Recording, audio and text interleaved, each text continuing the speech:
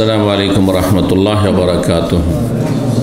इन्नल हम्दुलिल्लाह नहमदुहु व नस्तईनुहु व नस्तगफिरुहु व नऊज़ु बिल्लाहि मिन शुरूरि अनफुसिना व मिन सय्यिआति अमालिना।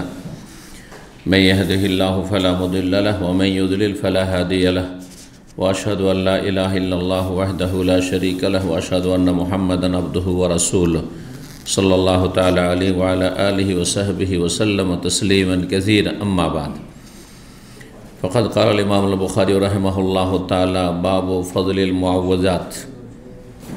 क़ाल हद्दसना अब्दुल्लाह बिन यूसुफ़ क़ाल अख़बरना मालिक अन इब्न शिहाब अन उर्वत अन आइशा रज़ियल्लाहु अन्हा अन्ना रसूलुल्लाह सल्लल्लाहु अलैहि वसल्लम कान इज़ा इश्तका यक़रअु अला नफ़्सिही बिल मुअव्वज़ात व यनफ़ुसु फ़लम्मा इश्तद्दा वजअहु कुन्तु अक़रा अलैहि व अमसहु बियदिही राजा बरकतिहा। सम्मानित भातृमंडলী, আল্লাহ রাব্বুল আলামিনের প্রশংসা এবং প্রিয় নবী সাল্লাল্লাহু আলাইহি সাল্লামের উপর সালাত ও সালামের পর আজ মঙ্গলবার 19 শাবান 1446 হিজরি মোতাবেক 18 ফেব্রুয়ারি 2025 আমাদের ধারাবাহিক আলোচনা সহিহুল বুখারীর কোরআনের ফজিলত বা ফাজাইলে কোরআন পর্ব নম্বর 4। ইমাম বুখারীর এই পর্বে অধ্যায় নম্বর হচ্ছে 14। এই অধ্যায় বলছেন ইমাম বুখারী রাহিমাহুল্লাহ বাবু ফাযলিল মুআওযিজাত। এই অধ্যায় হচ্ছে আশ্রয় দানকারী অথবা রক্ষাকারী, শাব্দিক অর্থ হচ্ছে আশ্রয় দান করা।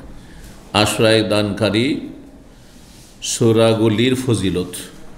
মুআওযিজাত মানে আস-সুওয়ার আল মুআওযিজাত, এমন কিছু সূরা যে সূরাগুলি নিয়মিত যেভাবে পাঠ করতে বলা হয়েছে, পাঠ করলে তা মানুষকে সমস্ত অনিষ্ট থেকে আশ্রয় দেবে, মানে রক্ষা করবে।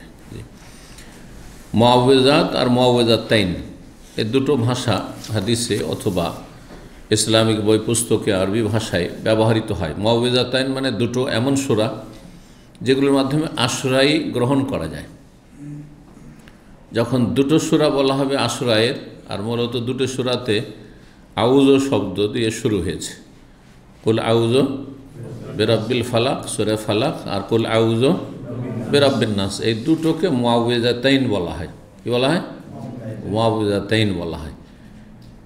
কিন্তু কিছু কিছু হাদিসে মুআওযিজাত বা আইম্মায়ে কেরাম ওলামাদের ভাষাতে মুআওযিজাত শব্দটি এসেছে, যেমন এখানে ইমাম বুখারী রাহিমাহুল্লাহ বলছেন, আর হাদিস এসেছে মুআওযিজাত মানে আশ্রয় দানকারী সূরাগুলি, বহু বচন।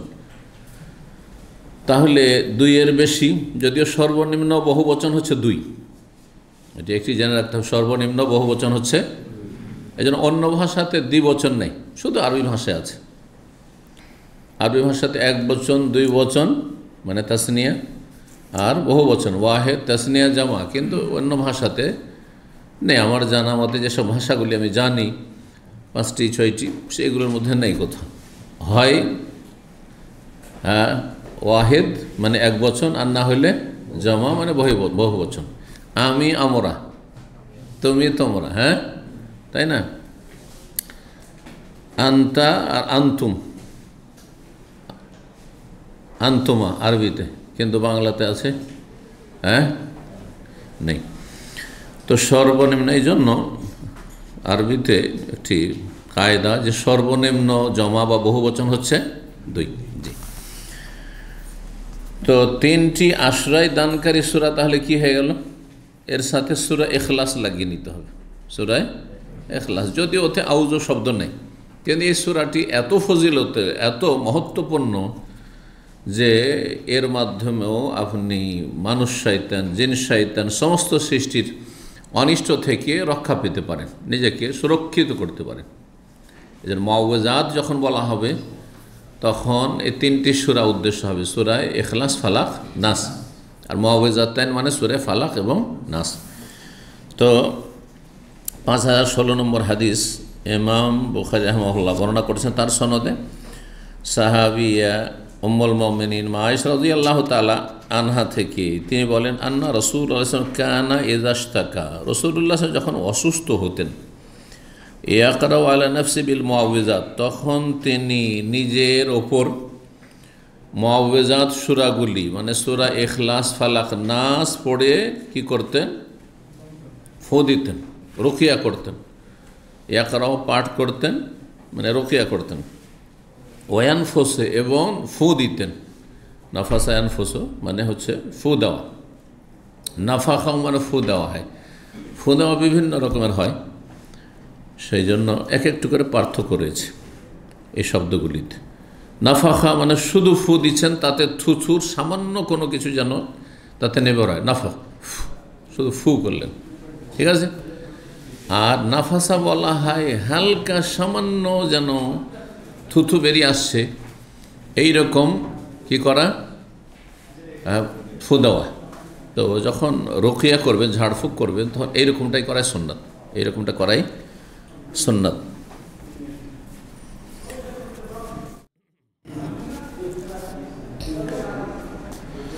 তো বলছেন যে রাসূলুল্লাহ কি করতেন, সূরা ইখলাস, ফালাক, নাস পড়তেন এবং ফু দিতেন, এবং কি করতেন, ফু দিতেন। এখানে অতঃপর বলা হয়নি, অতঃপর বলা হয়নি, কিন্তু এবং বলা হয়েছে। এখন সামনের হাদিসটি আমরা পড়ে নিয়ে তারপর তখন বলবো যে আগে পড়বেন না আগে ফু দিবেন। জি, আর এই বিষয়ে ওলামাদের উক্তিগুলি, মতামতগুলি।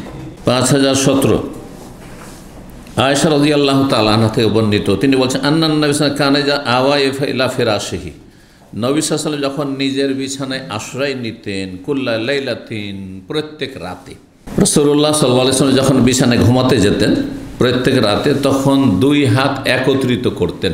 তাহলে বিছানায় বসে শোয়ার আগে বা শোয়া অবস্থায় লম্বা হয়েছেন, হাত পা লম্বা করেছেন, সেটাও করতে পারেন।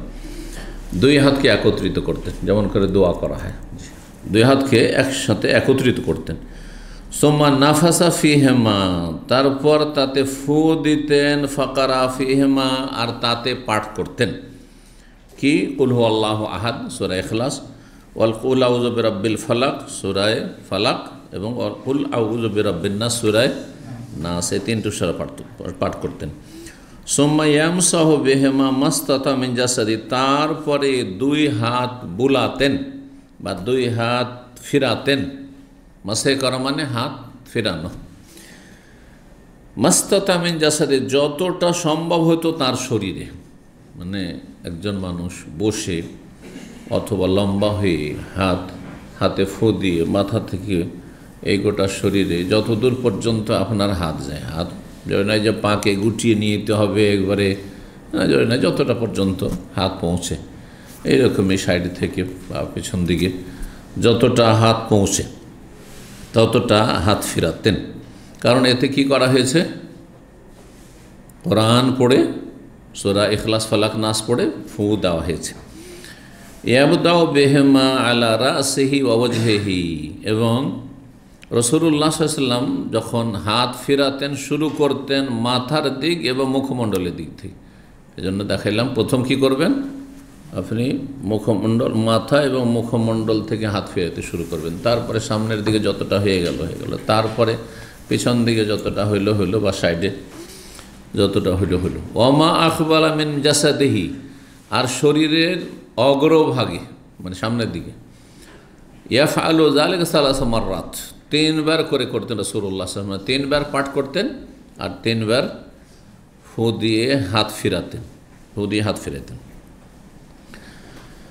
তো এখানে আগের হাদিসটা যা পাওয়া গেল যে নবী সাল্লাল্লাহু আলাইহি ওয়াসাল্লাম এই সূরাগুলি পড়তেন আর কি করতেন, আর মানে এবং ফু দিতেন। তো এবং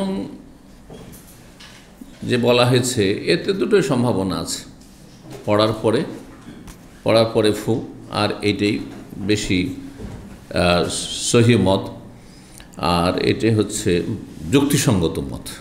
কারণ আপনি যখন পড়লেন সূরাগুলি আর তারপরে ফু দিচ্ছেন, তাহলে সেই তেলাওয়াতের বরকত হবে। আর আপনি পড়ার আগেই ফু দিলেন তারপরে পড়ছেন, এতে ওই বরকতের দিকটা তো স্পষ্ট হয়ে উঠে না। যে এই জন্য অধিকাংশ ওলামারা বলছেন যে কি করতে হবে, আগে পড়বেন, যে কোনো দোয়া পড়েন, সূরা পড়েন, আর তারপরে ফু দিবেন। আর সে শরীরে ফু দেওয়া হোক, নিজের শরীরে হোক, অন্য কারো হোক, আর যে এমনকি যদি তেলে পানিতে ফু দেওয়া, এটাও জায়েজ রয়েছে, যদিও হাদিসে রয়েছে গরম পানিতে, হ্যাঁ, গরম পানীয়, গরম কিছুতে বা গরম খাবারে ফু দিয়ে ঠান্ডা করতে নিষেধ করা হয়েছে। তাহলে এই হাদিসটা যদি এখানে ফিট করা যায় তাহলে বোঝা যাচ্ছে যে ফু দিলে ভিতর থেকে যেটা বেরোচ্ছে সেটা তো খারাপ জিনিস বেরোচ্ছে, হ্যাঁ, দূষিত জিনিস, সেটা উপকারী নয়। তো দোয়া পড়ার পরে যে ফু দিচ্ছেন, যে ভিতর থেকে যে ফুটা বেরোচ্ছে সেটা তো আর ভালো নয়, তাহলে কেন ফু দিচ্ছেন? ঠিক কিনা? কেউ বলতে পারে আপনাকে। এর উত্তর হচ্ছে যে সাধারণ ফু দেওয়াতে কোনো বরকত নাই, এমনি শুধু ফু দিলেন। গরম চা তাড়াতাড়ি করে ঠান্ডা করার জন্য এক শ্রেণীর মূর্খরা ফু দিচ্ছে আর পান করছে, ফু দিচ্ছে আর পান করছে। ওরা যেহেতু দিনের মশলা জানে না সেই জন্য, অথবা মানে না সেই জন্য পালন করেন না। অনেক মুসলিমরাই জানে যে বাম হাতে পান করা নিষেধ, তারপরে বাম হাতে চা খাচ্ছে, বাম হাতে পানি খাচ্ছে, তো ফ্যাশন হয়ে গেছে। আল্লাহ হিদায়াত দান করুক। এরা বেপরোয়া, লাগামহীন জাতিতে মুসলমান, লাগামহীন মুসলমান, জি, ধার ধারে না ইসলামের, শিক্ষার ধার ধারে না, আমলের ধার ধারে না। জি, আল্লাহ হিদায়াত দান করুন এবং আল্লাহ রাব্বুল আলামিন যেন সেই পথের পথিক আমাদেরকে না করেন। জি, তো কি বলছিলাম যে এমনি ফু দিলে তাতে ক্ষতির দিক রয়েছে, কারণ ভিতর থেকে যেটা বেরিয়ে আসছে সেটা ভালো নয়। কিন্তু যখন দোয়া পড়ে, সূরা পড়ে ফুঁক দিলেন, তো দোয়া আর সূরার একটা বরকত রয়েছে, কারণ সেটি হচ্ছে আল্লাহর বাণী, আল্লাহর কালাম অথবা রাসূলুল্লাহ সাল্লাল্লাহু আলাইহি ওয়াসাল্লামের পবিত্র বাণী, হাদিসের দোয়া। সুতরাং তার একটা বরকত আছে যখন আপনি পড়লেন তারপরে ফু দিলেন। সুতরাং সেটাতে কী হবে, সেই ফুয়ে যে সামান্য কিছু দোষের দিক ছিল সেটা দূর হয়ে যাবে, বরং উল্টো কী হবে, তাতে বরকত হবে, উপকার হবে। আর এটি পরীক্ষিত আর দলিল সম্মত। জি, কিন্তু এই হাদিসটাই যে রেশমা আয়েশা রাদিয়াল্লাহু তাআলা হাদিসে দেখেন যে নবী সাল্লাল্লাহু আলাইহি ওয়াসাল্লাম যখন বিছানায় আশ্রয় নিতেন তখন দুই হাত একসাথে করতেন, সুম্মা তারপরে ফু দিতেন, ফাকারাত, হ্যাঁ, ফা মানে অতঃপর হয়, হ্যাঁ, তো অতঃপর যদিও সাথে সাথে পাঠ করতেন সূরা ইখলাস, ফালাক, নাস। এই বাহ্যিক শব্দগুলো যদি দেখেন তো মনে হবে যে আগে ফু দিয়ে আর তারপরে পাঠ করা। কেউ কেউ বলেছেন যে এটাও জায়েজ আছে, যেমন এইভাবে হাদিস এসেছে, তো বাহ্যিক হাদিস আমল করে বলছে এটাও ঠিক আছে।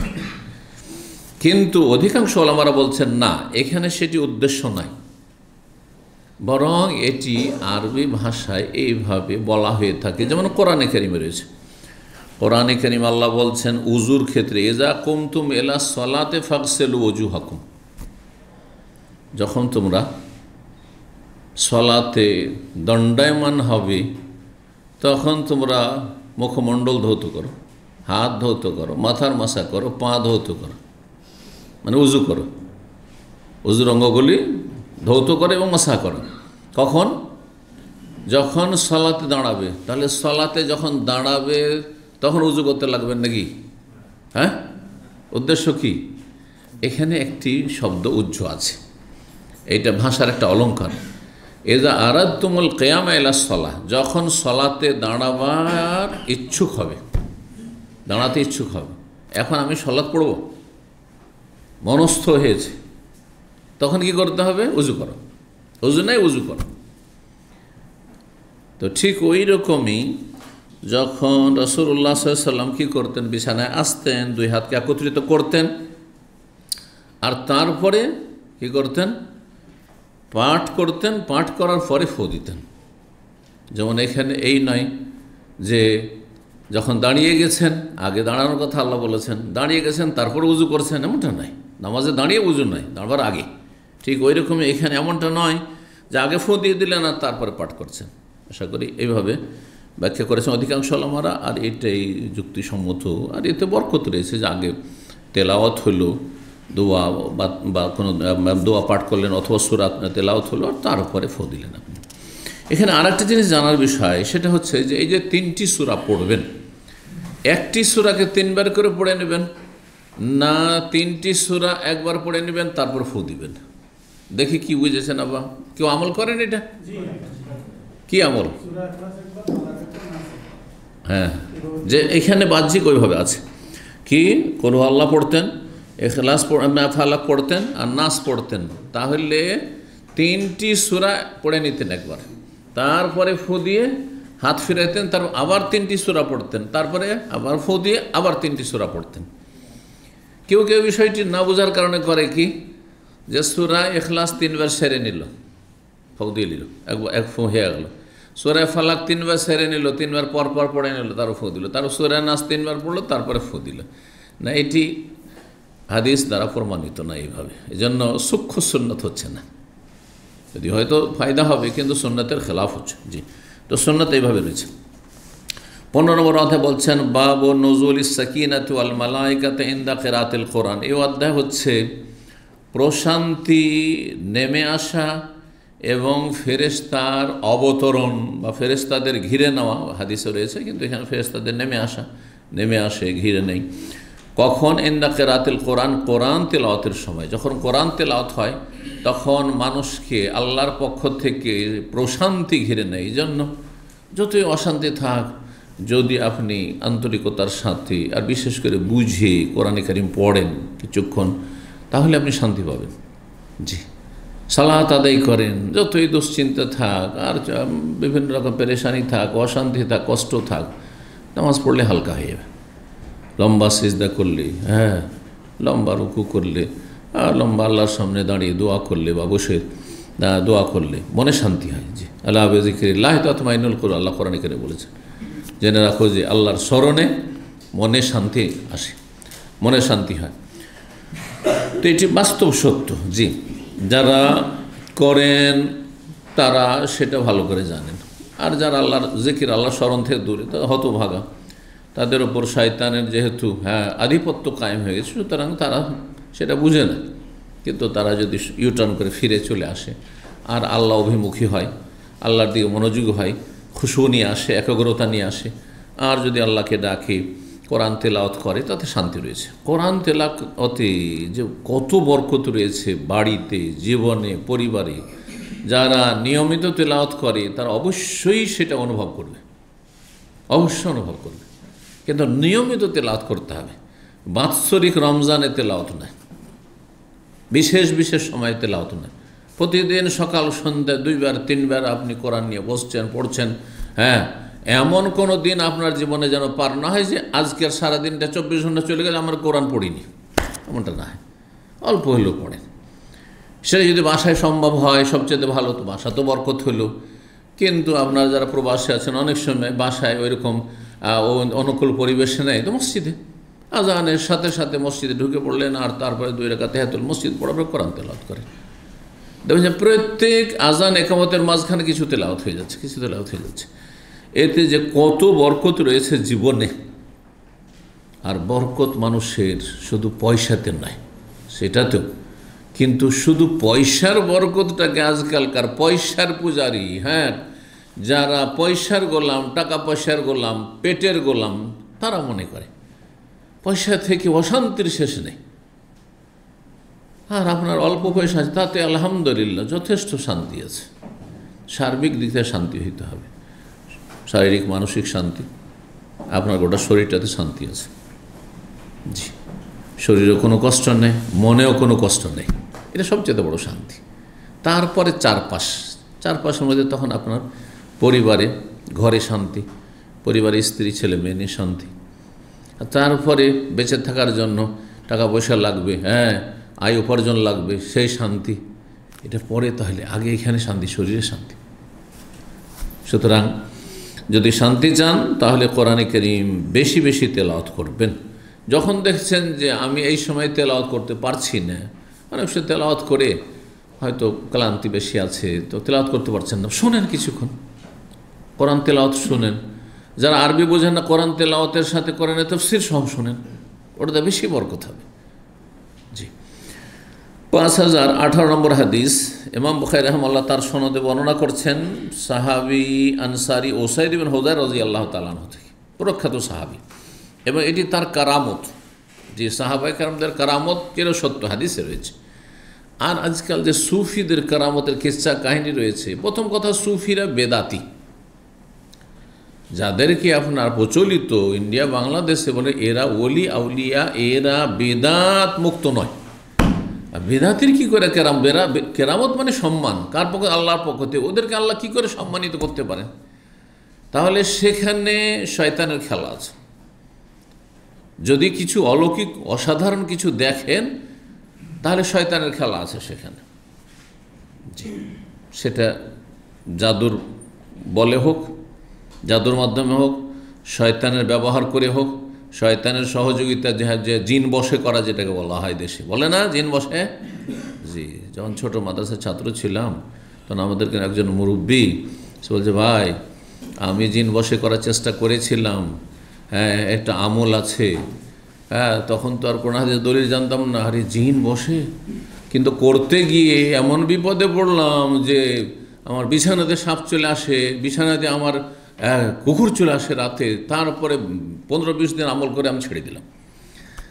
সেই লোক এ কথা বলেছে, দুনিয়াতে চলে গেছে, আল্লাহ মাফ করেন। জিন বশে, প্রথম কথা জিনকে বশে করা, গোলাম করা যায় কিনা? আপনাকে গোলাম বানানো যায়?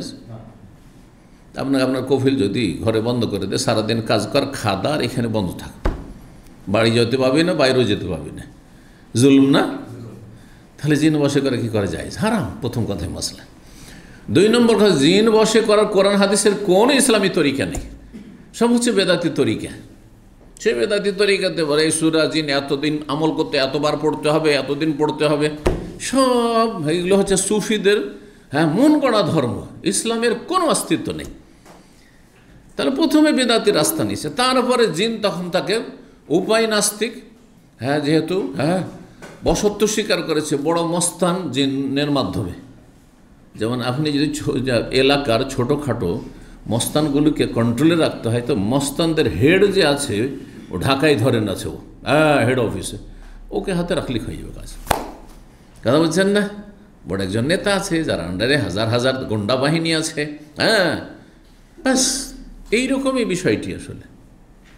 সুতরাং ধোঁকা খাবেন না। জি, তো কারামত, সাহাবায়ে কেরামদের কারামত চিরস্বীকৃত। আল্লাহর নেক বান্দা আজকেও যারা কোরআন সুন্নাহর অনুসারী, যদি সত্যি অসাধারণ কিছু, অস্বাভাবিক কিছু দেখা যায়, বা তিনি যদি, জরুরি নয় যে আপনাদেরকে দেখতে হবে, তিনি যদি নিজের জীবনে পান, তাহলে সেটি তার জন্য কারামত, মানে আল্লাহ সম্মানিত করেছেন।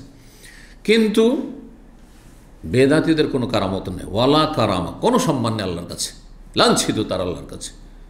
নবীর তরিকায় চলবে না, আবার কিসের সম্মান, কিসের ইজ্জত? তৌহিদ নেই, শিরকি আকীদার সংমিশ্রণ তাদের ধর্ম, আর তাতে আবার কিসের সম্মান রয়েছে আল্লাহর কাছে? কোনো সম্মান নেই তাদের। কিন্তু কিছু লোক প্রতারিত, ধোঁকা খেয়ে আছে, আর কিছু মিথ্যার ছড়াছড়ি আছে, মিথ্যার ছড়াছড়ি, যাদের পূর্বপুরুষ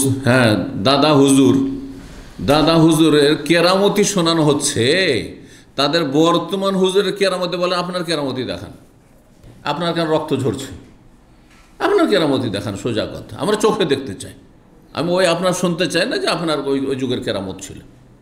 কথা বোঝা গেছে? তাহলেই সব মুখোশ উন্মোচন হয়ে যাবে। আল্লাহ তাদের অনিষ্ট থেকে রক্ষা করুন জাতিকে। তো ওসাইদ বিন হুযায়র রাদিয়াল্লাহু তাআলা আনহু, আর এইরকমই গতকাল সেটাও ঘটনা, ওসাইদ বিন হুযায়র কেউ কেউ বলেছে, কেউ বলছে অন্য সাহাবীর। এখানে রয়েছে সূরা বাকারা পাঠের কথা। গতকালকার হাদিসে কি ছিল? সূরা কাহাফ পড়ার কথা ছিল। একজন বলতে বললাম সূরা কাহাফের, বললাম না সূরা কাহাফ পাঠ করছিল। ওয়ারাজুলুন ইয়াকরাউ সূরাতাল কাহফি, একজন মানুষ সূরা কাহাফ পড়ছিল রাতে। ওয়াইলা জানিব হিসানুন মারবুতুন, একটি ঘোড়া তার পাশে বাঁধা ছিল রশি দিয়ে, চারিদিক থেকে মেঘ এসে ঢেকে নিল, আর নিচে নামতি আছে, ঘোড়া তখন লাফাইতে শুরু করল। এটি হচ্ছে কারামত। আমরা তো তেলাওয়াত করি, আপনিও তেলাওয়াত করছেন, জরুরি নেই যে আপনার জন্য আমার জন্য এরকম মেঘ দেখতে পাবেন যে আরে সবে কাদারের রাতে, আর এত ফজিলতের সময়, রমজান মাসে এত তেলাওয়াত করলাম, কিন্তু আমার জন্য কেন মেঘমালা আসে না? না, সেটি অস্বাভাবিক জিনিস, যেটাকে অলৌকিকতা, মৌজিজা বলা হয়। মৌজিজা নবীর হইলে মৌজিজা, কিন্তু নবী ছাড়া অন্যদের সেটি হচ্ছে কারামত। জি, তো ওসাইদ বিন হুযায়র রাদিয়াল্লাহু তাআলা আনহু থেকে বর্ণিত, তিনি বলছেন বাইনামা হুয়া ইয়াকরাউ মিনাল লাইলি সূরাতুল বাকারা, একদিন রাতে তিনি সূরা বাকারা পাঠ করছিলেন। অফারাসহ মারবুতুন ইনদাহু, তার ঘোড়াটি তার পাশে বাঁধা ছিল সেই ঘরেই। জালাতিল ফারাসু, হঠাৎ করে ঘোড়াটি লাফালাফি শুরু করে দিল। ফাসাকাতা, তখন তিনি চুপ হয়ে গেলেন, মানে তেলাওয়াত বন্ধ করে দিলেন। সাকানা, তখন ঘোড়াও কি হয়ে গেল, স্থির হয়ে গেল, লাফালাফি বন্ধ করে দিল। ফাকারা, আবার পড়তে লাগলেন। ফাজালাতিল ফারাসু, আবার ঘোড়া লাফাতে শুরু করলো। ফাসাকাতা, তিনি নীরব হয়ে গেলেন, অনেক পড়া বন্ধ করে দিলেন। ও ফাসাকানাতিল ফারসু, ঘোড়াও ঠান্ডা হয়ে গেল, ঘোড়াও থেমে গেল। আজীব ব্যাপার। সুম্মা কারা, আবার পড়তে লাগলে। ফাজালাতে, আবার লাফাইতে শুরু করলো, তিনবার করে, এরকম হয়েছে। ফান সারাফা, তখন তিনি ফিরে গেলেন, মানে তেলাওয়াত বন্ধ করে দিয়ে তিনি শুয়ে পড়লেন। ওয়াকান ইবনুহু ইয়াহিয়া কারিও মিনহা, তার সন্তান যার নাম ইয়াহিয়া ছিল তার পাশে যেহেতু ছিল। এইভাবে তো ঘোড়া লাফায়, তো ঘোড়া চড়ে নেবে বাচ্চাটির উপর, বাচ্চা আমার মারা যাবে, এই ভয়ে। ফাঁস ফাঁকান তুসিবাহু, তিনি আশঙ্কা করলেন, ভয় পেলেন যে এই বাচ্চা যেন কি ক্ষতিগ্রস্ত না হয়, বা বাচ্চা যেন আক্রান্ত না হয়। ফালাম্মাজ তার রাহু রাফা রাস এলাস সামাই, যখন বাচ্চাটিকে সেখান থেকে ঘোড়ার পাশ থেকে ওই দিক থেকে সরিয়ে নিলেন, মাথা ওপর দিকে উঠিয়ে আকাশের দিকে তাকিয়ে দেখছেন। খাত্তামা ইয়ারাহা, প্রথম দিকে কিছু দেখছিলেন যে মেঘমালা যেন ঢেকে আছে, কিন্তু পরে আর কিছু দেখছেন না, কারণ কোরআন তেলাওয়াত বন্ধ হয়ে গেছে, তখন সেটা সরে গেছে। ফালামা আসবাহ, যখন সকাল হলো, হাদ্দাসান নবী সাল্লাল্লাহু আলাইহি ওয়াসাল্লামকে এসে ঘটনাটি বর্ণনা করলেন। ফাকাল লাহু, তখন নবী তাকে বললেন, ইকরা ইয়া হুযায়র, হে হুযায়রের সন্তান, হে উসাইদ বিন হুযায়র, তুমি পাঠ করতে থাকো, তুমি পড়া ছাড়লে কেন, কোরআন তেলাওয়াত বন্ধ কেন করলে? ইকরা ইবনা হুযায়র কালা ফাআশফাকতু ইয়া রাসূলুল্লাহ, আমি ভয় পেয়ে গেলাম, আনতাতা ইয়াহিয়া, আমার ছেলে ইয়াহিয়াকে যেন কি না করে দেয়, দোলে না দেয়। ওয়াকানা মিনহা কারিবান, সেই ঘোড়ার পাশেই ছিল আমার ছেলেটি শুয়ে। ফারাফাতো রাসি, মাথা উঠিয়ে আকাশে দিয়ে দেখেন। ফানসারাফতো এলেহে, তারপরে বাচ্চার দিকে ফিরে গেলাম। এই অবস্থায় ফারাফাতো রাসি আলাস সামাই ফায়দা মিসলু জুল্লাতে, আকাশের দিকে তাকিয়ে দেখছি যে ব্যাপারটা কি, আমার ঘোড়াটি লাফালাফি কেন শুরু করলো। দেখছি যে একটি যেন ছায়া হয়ে আছে, মেঘমালার ছায়ার মতো হয়ে আছে আমাকে। আমসালুল মাসাবি, আর সেগুলি ছায়া কেমন হয়ে আছে, সেগুলি হচ্ছে আপনার আলোকসজ্জার মতো, লাইটিং হয়ে আছে মনে হচ্ছে। মিসবাহ, মিসবাহ বলা হয় বাতিকে, এই যে বাতিগুলো এগুলো আরবিতে এখন মিসবাহ। জি, আজকাল আরবি না বলে ইংলিশ বলা শুরু করেছে, লম্বা লম্বা, এটা আরবি নয়, ল্যাম্পের আরবি করেছে, লম্বা করেছে, মানে তারিফ ওই শব্দটিকে। যেমন টেলিভিশনকে টেলিভিশন বলছেন, কিন্তু এটা আরবি নয়, আরবি বানানো হয়েছে, বোঝা গেছে। কম্পিউটার বলছেন, কম্পিউটার কি আরবি নাকি? কম্পিউটার না, আল হাসেবুল আলী, শুদ্ধ আরবি আছে, এগুলো প্রত্যেকটা শুদ্ধ আরবি আছে। রাদিও না, রাদিও তো রেডিওকে রাদিও বলছে এরা, কিন্তু না, মিজিয়া, প্রত্যেকটার আরবি আছে, শুদ্ধ আরবি আছে, কিন্তু আরবিটা অনেকে বলতে চায় না, একটু একটু ফ্যাশন উঠেছে, যেমন বাংলা, আজকাল বাংলার অর্ধেক ইংলিশ হয়ে গেছে, ঠিক না? তো সেই ছায়ার মতো ঘিরে আছে তাকে আমসালুল মাসাবিহ, যেমন শহরগুলির লাইটিংগুলো দেখতে পান যখন প্লেন নামতে যাচ্ছে, দেখবেন কাছাকাছি দাম্মামে ল্যান্ডিং করতে যাচ্ছে আর শহরের ওপর দিয়ে যাচ্ছে, যে কোনো শহরের ওপর দিয়ে, এত সুন্দর লাগে রাতের দৃশ্যটি, কত সুন্দর লাগে, দেখেছেন তো? জি, আমি মাঝে মাঝে যখন সফর করি, আর প্লেনগুলো কিন্তু যেদিকেই যাক না কেন, যে কোনো একটি আপনার এয়ারপোর্টকে টাচ করে যাওয়ার চেষ্টা করে, মানে ওদের যে কোনো সময় এমার্জেন্সি হইতে পারে, সেই জন্য।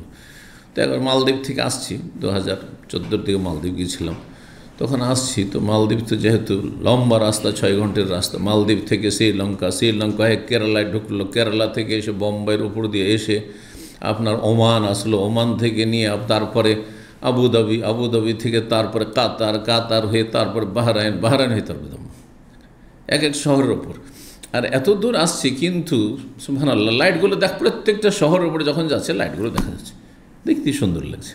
জি, তো আর সেটা যদি আরও কাছে চলে আসে তো আরও সুন্দর লাগবে, একবার যখন নামতে যাচ্ছে বা উঠতে যাচ্ছে।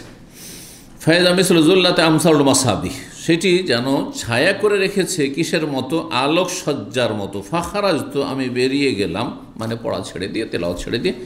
হাত্তাল্লা আরাহা, তারপরে দেখলাম যে আর দেখতে পাচ্ছি না।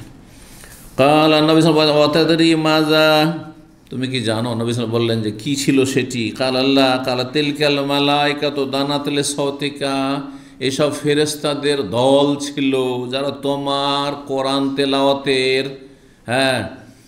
আওয়াজ শোনার জন্য, মানে কোরআন তেলাওয়াত কোরআন পাঠ শোনার জন্য, সাওতিকা মানে তেলাওয়াতিকা, তোমার তেলাওয়াত শোনার জন্য নিকটবর্তী হয়েছিল। ওয়ালাউ কারাতা, তুমি যদি পড়তেই থাকতে, লা আসবাহাত ইয়ানজুরুন নাসু ইলাইহা, তাহলে সকাল হইতো এমন অবস্থায় যে গোটা মদিনাবাসী এই দৃশ্য দেখতে পেত। ফজর পর্যন্ত যদি পড়তে থাকতে তাহলে লা তাতাওয়ারা মিনহুম, জনগণ মদিনাবাসী থেকে সেটা চোখের আড়ালে চলে যেত না। তুমি তেলাওয়াতকে যদি কন্টিনিউ করতে, নিয়মিত যদি তেলাওয়াত করেই যেতে, বন্ধ না করতে, তাহলে চোখের আড়ালে যেত না এই দৃশ্যটি, বরং সবাই দেখতে পেত। কিন্তু আল্লাহ চাননি যে সবাই দেখুক, কারণ সবাই যদি এরকম দৃশ্য দেখে তো মানুষের দেখে ঈমান নিয়ে আসা এক ধরনের হয়ে যাবে। দেখে ঈমান নিয়ে আসা, তাহলে পরীক্ষা কী থাকুক? বেনামাজিদেরকে হেদায়েত করার জন্য অথবা কাফেরকে হেদায়েত করার জন্য আল্লাহ যদি দেখিয়ে দেয় জাহান্নামের কিছু দৃশ্য, জাহান্নামের দৃশ্য, কবরে আযাব হচ্ছে, কবরকে আল্লাহ খুলে দিয়ে দেখিয়ে দেয়, তো এলাকার লোক তো মুসলমান হয়ে যাবে। তো পরীক্ষা কি থাকলো? না দেখে বিশ্বাস তো আর হইল না। আল্লাযীনা ইউমিনুনা বিল গায়ব, সূরা বাকারা প্রথমেই কোরআনে কারিমে না দেখে বিশ্বাস করতে হবে। আল্লাহ বলেছেন তোমার রব মালিকের কথা বিশ্বাস করছো কি করছো না, যিনি তোমাকে সব কিছু দিয়েছেন এবং তোমাকে তাঁর ইবাদতের জন্য সৃষ্টি করেছেন এবং তোমাকে ভালো মন্দ দুটো রাস্তা দেখিয়ে দিয়েছেন, ভালো রাস্তায় চলতে বলেছেন, মন্দ রাস্তায় চলতে নিষেধ করেছেন। এইখানে তোমাকে স্বাধীনতাও দেওয়া হয়েছে, তোমার মধ্যে ভালো মন্দের ক্ষমতা, পাপ করারও ক্ষমতা। যতই অলিউল্লাহ হয়ে যান না, ভালো মানুষ আমরা হয়ে যাই কেন, আমার মধ্যে পাপ করার ক্ষমতা আছে, যেমন পাপের মধ্যে পাপ করার ক্ষমতা আছে। আর যতই নোংরা নিকৃষ্ট ব্যক্তি দুনিয়ার হোক না কেন, ফেরাউন হোক না কেন, তার মধ্যেও ঈমান নিয়ে আসার ক্ষমতা ছিল, কিন্তু নিয়ে আসেনি। এখানে রয়েছে পরীক্ষা স্বাধীনভাবে। আর যদি আল্লাহ এরকম চোখে দেখিয়ে দেন, আপনার বাপ মা মারা গেছে আর হঠাৎ করে চোখের সামনে দেখলেন কোনো ভালো দৃশ্য, হয়তো ভালো মানুষ দেখছেন যে একেবারে জান্নাতের বাগান চোখের সামনে দেখতে পাচ্ছেন, যে দেখে যে জান্নাতের বিছানা বিছিয়ে দেওয়া হয়েছে, হাদিস আছে না? মুমিনের জন্য কি করা হয়? ফাফরিশুহু মিনাল জান্নাতি ওয়ালবাসুহু মিনাল জান্নাতি ওয়াফতাহু লাহু বাবান ইলাল জান্নাহ। জি, যে এর জন্য জান্নাতের বিছানা বিছিয়ে দেওয়া, জান্নাতের পোশাক পরিয়ে দেওয়া, জান্নাতের দরজা খুলে দেওয়া, সব যদি দেখতে পান তাহলে তো আপনার ঈমান এমন মজবুত হবে যে বলতে হবে। তাহলে আর পরীক্ষা কি থাকলো? পাস ফেলের ব্যাপার সবারই থাকলো না, দেখ না? এই জন্য আল্লাহ সেটা চাননি। সকাল পর্যন্ত ওসাইদ বিন হুযাইর তেলাওয়াত করতে থাকেননি। জি, কিন্তু মাঝে মধ্যে আল্লাহ এরকম আমার ঈমান ওয়ালাকিন লিয়াতমাইন্না কলবি, মানুষের মনে যেন প্রশান্তি হয়, সেই জন্য আল্লাহ কখনো, আপনি যদি ভালো মানুষ হন তো আপনাকে দেখাতে পারে। দোয়া করলেন, জালেম খুব জুলুম করেছিল, দোয়া কবুল হয়ে গেল, স্বচক্ষে দেখতে পেলেন আপনি, আপনার ঈমান মজবুত হবে না যে আমার রব আছেন আমার সাথে, আমার রব আমাকে ছাড়েননি, আমার আল্লাহ ছাড়েননি আমাকে। জি, আল্লাহর কাছে অবশ্যই বিচার আছে। জি, কিন্তু এক শ্রেণীর দুর্বল ঈমানের মানুষ যখন নগদ নগদ বিচার পায় না, আল্লাহ হয়তো আখেরাতি শাস্তি দেবেন, দুনিয়াতে বিচার পেল না, ও তখন হিম্মত হারিয়ে দিল, হাত পা ছেড়ে দিল আর বেদিন হয়ে গেল। এত জুলমের শিকার, এত কষ্ট, নামাজ রোজা করে লাভটাকে খেতেই পায় না, পেটের ভাত হয় না। দুনিয়া নামাজ রোজা ওর কিসের জন্য? জান্নাতের জন্য না, আল্লাহ সন্তুষ্টির জন্য। কিসের জন্য? পেটের ভাতের জন্য। সেই জন্য দুনিয়াও গেল, আখেরাতও গেল, সব গেল। জি, তো এই ছিল হাদিস। তারপরে বলছেন হাদাসানি হাযাল হাদিস আব্দুল্লাহ বিন খাব্বাব আন আবি সাঈদ আল খুদরি আন উসাইদ বিন হুযাইর। সনদের পার্থক্যটি বর্ণনা করেছেন। সেখানে উসাইদ বিন হুযাইর থেকে বর্ণনা করেছেন মোহাম্মদ বিন ইব্রাহিম, মোহাম্মদ বিন ইব্রাহিম থেকে ইয়াজিদ ইবনুল হাদ, আর এখানে ইবনুল হাদ মানে ইয়াজিদ ইবনুল হাদ বর্ণনা করেছেন আপনার কাছ থেকে, বলছে আব্দুল্লাহ বিন খাব্বাব থেকে, আর তিনি আবু সাঈদ খুদরি থেকে বলছেন। জি, তাহলে একজন সাহাবী আর একজন সাহাবী থেকে। 16 নম্বর অধ্যায় বলছেন বাবু মান কালা। এই অধ্যায় হচ্ছে যে যদি কেউ বলে যে লাম ইয়াতরুকিন নবী সাল্লাল্লাহু আলাইহি ওয়াসাল্লাম ইল্লা মা বাইনা দাফফাতাইনে, নবী সাল্লাল্লাহু আলাইহি ওয়াসাল্লাম দুই মলাটের মাঝখানে, দুই মলাটের মাঝখানে যে কোরআনে কারীম রয়েছে সূরা ফাতিহা থেকে সূরা নাস পর্যন্ত, এর অতিরিক্ত কোনো সাহাবীকে বিশেষভাবে কোনো কিছু দিয়ে যাননি। তাহলে এই কথাটি কেমন, যে এইটি হচ্ছে ইসলাম, এটি হচ্ছে হক কথা। পক্ষান্তরে শিয়া, রাফেজি, ইসলামের শত্রু, মুসলিম উম্মার শত্রু, রাসূলুল্লাহ সাল্লাল্লাহু আলাইহি ওয়াসাল্লামের সমস্ত সাহাবায়ে কেরামদের শত্রু, যাদের কাছে সাহাবীরা নাকি সবাই ইসলাম থেকে বেরিয়ে চলে, নাউযুবিল্লাহ, এই অবাঞ্ছিত অভিশপ্ত জাতি বলে যে না, আলী কি, আরও অনেক কিছু দেওয়া হয়েছিল। কোরআন 30 পারা নয়, কত পারা? 90 পারা, আরও 2 গুণ, এর 2 গুণ আরও ছিল, যেগুলোতে অনেক এইরকম কথা ছিল যে আলীকেই করতে হবে, তো হাসানকেই করতে হবে, তো হুসাইনকেই করতে হবে, সব মন গড়া ধর্ম। তাদের ধর্মটা হচ্ছে মিথ্যার উপর প্রতিষ্ঠিত। এরা তো হতভাগা। কিন্তু আর এক শ্রেণীর কথিত সুন্নি ভারত, বাংলাদেশ, পাকিস্তানে রয়েছে, যারা এই ইরানপন্থী, এরা শিয়াদের খাদেম, শিয়াদের এরা বাহন। জি, শিয়াদের বাহন। একদিন বলেছিলাম যে এক বাহনের ওপর আর চড়ে আছে, আর একজন আছে বাহন হিসাবে, ওই গাধার মতো, ওই গাধার উপরে আর এক গাধা চড়ে আছে। কথা বুঝতে পেরেছেন? তো বলা হয়েছে যে এই রাফেজা শিয়ারা হচ্ছে হামিরুল ইহুদ, মানে সব ওপরে চড়ে আছে গাধার পিঠে, আর গাধা হচ্ছে এই রাফেজি শিয়া। আর এই রাফেজি শিয়া এমন গাধা, আবার চালাক গাধা, যে এই সুন্নি, ইখওয়ানি, জামাতিদের পিঠে চড়ে আছে। বুঝতে পারছেন? যাদের আদর্শ হচ্ছে ইরানের বিপ্লব, বাপের বেটা খোমেনি। কথা বুঝতে পেরেছেন? সতর্ক, সাবধান। এরা নির্বোধ, এরা বহু স্বপ্ন দেখছে, এই স্বপ্নের বাস্তবায়ন হয়নি, মওদুদের যুগও হয়নি, হাসানুল বান্নার যুগও হয়নি। আর এদের ওপর জুলম, অত্যাচার ছাড়া, নির্যাতন ছাড়া আর কিছু পায়নি, কারণ তারা রাসূলুল্লাহ সাল্লাল্লাহু আলাইহি ওয়াসাল্লাম, সাহাবায়ে কেরামদের আদর্শের অনুসারী নয়, বিভ্রান্ত। সুতরাং দুনিয়া তো ক্ষতিগ্রস্ত, আর আখেরাত তো আল্লাহর কাছে রয়েছে, সেখানে নিঃসন্দেহ ক্ষতিগ্রস্ত, কারণ তারা হক পথের পথিক নয়। সুতরাং তাদের কখনো ভাববেন না যে এদের দ্বারা ইসলামের কিছু খেদমত হবে। এদের দ্বারা তাদের ধর্মীয় আবেগ নিয়ে, আমাদের দেশের মূর্খদের ধর্মীয় আবেগ নিয়ে খেলা করে কিছু তাদের রাজনীতি করলে যেটা হয়, রাজনীতির উদ্দেশ্য হচ্ছে এই গণতন্ত্রের রাজনীতির উদ্দেশ্য ন্যায় প্রতিষ্ঠা নয়, সুবিচার নয়, কোনো জায়গায় সুবিচার হয়নি, অবিচারই হয়েছে। কি তাহলে? ক্ষমতা আর পয়সা। ক্ষমতায় যেতে পারলো, আর যদি নাও যেতে পারে, যদি বিরোধী দল হয়ে থাকে, তবুও অনেক পয়সার মালিক। বুঝতে পেরেছেন? এ হচ্ছে গণতন্ত্র। আল্লাহ রাব্বুল আলামিন এই অনিষ্ট থেকে রক্ষা করুন। জি, যেটা দিয়েছে কারা? ওই যে ওপরে গাধার পিঠের ওপর গাধা, তার উপরে যে বড় গাধা চড়ে আছে, ইহুদি, আব্রাহাম লিঙ্কন ইহুদি। বুঝতে পেরেছেন? গণতন্ত্র দিয়েছে। তো নবী সাল্লাল্লাহু আলাইহি ওয়াসাল্লাম শুধু কোরআনে কারীম দিয়েছেন। কোরআনে কারীমের 2 দিকে কি আছে? কভার, মলাট, যেটাকে বাংলায় বলা, মলাট বুঝেন তো? যে দফা বলা হয় আরবিতে। 5019 নম্বর হাদিস বর্ণনা করছেন তাবি আব্দুল্লাহ ইবনে রুফাই। তিনি বলছেন, দাখালতু আনা ওয়া শাদ্দাদ ইবনে মাকিল আলা ইবনে আব্বাস। আমি এবং শাদ্দাদ বিন মাকিল প্রবেশ করলাম আব্দুল্লাহ বিন আব্বাস রাদিয়াল্লাহু তাআলা আনহুর কাছে। ফাকালাহু শাদ্দাদ বিন মাকিল, শাদ্দাদ বিন মাকিল তাকে বললেন, আতারাকান নবী মিন শাইইন, নবী সাল্লাল্লাহু আলাইহি ওয়াসাল্লাম কি অন্য কোনো কিছু ছেড়ে গেছেন বিশেষভাবে কারোর জন্য, যে আলীকে দিয়ে গেছেন, অথবা আব্বাস চাচাকে দিয়ে গেছেন স্পেশালি, এই জ্ঞানগুলো।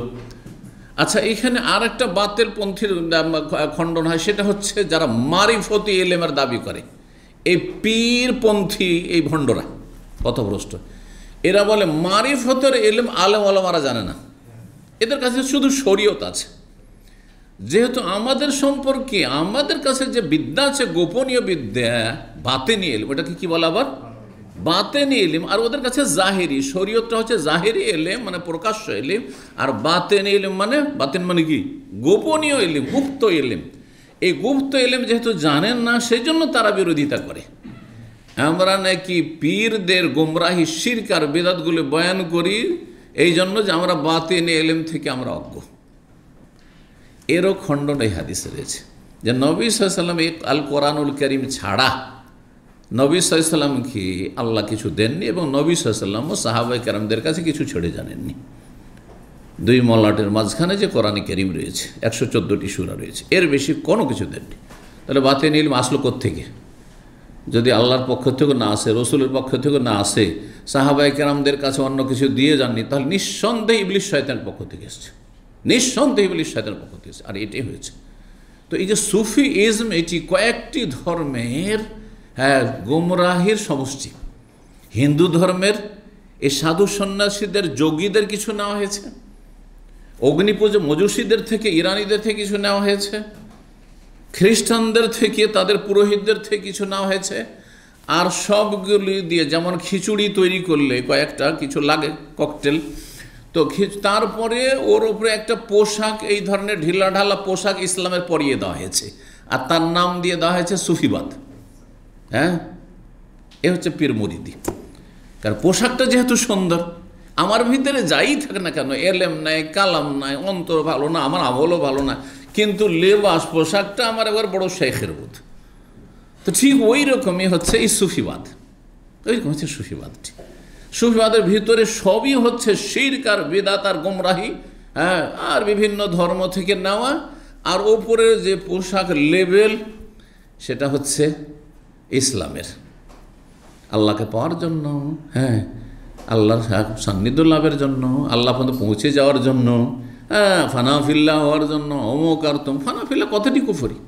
ফানা মানে বিলীন হয়ে যায়। তা আল্লাহ তো কী করে বিলীন হবে? আল্লাহ সমস্ত সৃষ্টির ঊর্ধ্বে, সমস্ত সৃষ্টির ঊর্ধ্বে, কোনো নবী রাসূলও বিলীন হইতে পারেনি। তো তুমি কি করে হবে? মূর্খ, বিদআতি, পথভ্রষ্ট। শয়তান স্বীকার করেছে এদেরকে। জি, সুতরাং সতর্ক, সাবধান। আর আপনার এই পীরতন্ত্র, সুফিবাদে আর শিয়াদের ধর্মে খুবই মিল আছে, কিন্তু এদের কাছেও কিছু গুপ্ত বিদ্যা আছে শিয়াদের কাছে, আর গুপ্ত বিদ্যা এই সুফিদের কাছেও আছে তাদের দাবিতে, সেটা বাতিনি ইলম, মারিফতি ইলম। জি, আল্লাহ রাব্বুল তাদের অনিষ্ট থেকে মুসলিম উম্মাহ রক্ষা করুন, এবং আল্লাহ রাব্বুল তাদের অনিষ্টকে তাদের দিকে ফিরিয়ে দেন, তাদেরকে ধ্বংস করুন। তো জিজ্ঞাসা করছেন এই দুইজন, ইবনে আব্বাস রাদিয়াল্লাহু তাআলা আনহুমাকে, নবী সাল্লাল্লাহু আলাইহি ওয়াসাল্লামকে কোনো কিছু ছেড়ে গেছেন? কালা, শুনেন, নবী সাল্লাল্লাহু আলাইহি ওয়াসাল্লামের আপন চাচাতো ভাই, আব্বাসের ছেলে, এবং সাহাবায়ে কেরামের সবচেয়ে বড় মুফাসসির, তাফসীরের জ্ঞানী, হাবরুল উম্মাহ, তিনি বলছেন, মা তারাকা ইল্লা মা বাইনা দাফফাতাইন। নবী সাল্লাল্লাহু আলাইহি ওয়াসাল্লাম এই দুই মলাটের মাঝখানে যা আছে, এই যে কোরআন একত্রিত করা হয়েছে, যাতে 114টি সূরা আছে, এছাড়া আর কিছুই ছেড়ে যাননি। কাল, এখানে তো হয়ে গেল একটি মত, আব্দুল্লাহ ইবনে আব্বাস। তাহলে হতে পারে যে আলীর কাছে কিছু থাকতে পারে, আর আলী থেকে আলীর ছেলেরা পেতে পারে। তো আলীর ঘরে জিজ্ঞাসা করা যাক তো। কাল ওয়া দাখালনা আলা মুহাম্মদ ইবনুল হানাফিয়া, আমরা প্রবেশ করলাম মুহাম্মদ ইবনুল হানাফিয়ার কাছে। ইনি ছিলেন আলী রাদিয়াল্লাহু সবচেয়ে ছোট ছেলে। তো মুহাম্মদ ইবনুল হানাফিয়া কেন বলা হয়? কারণ তার মা বানু হানিফা বংশের।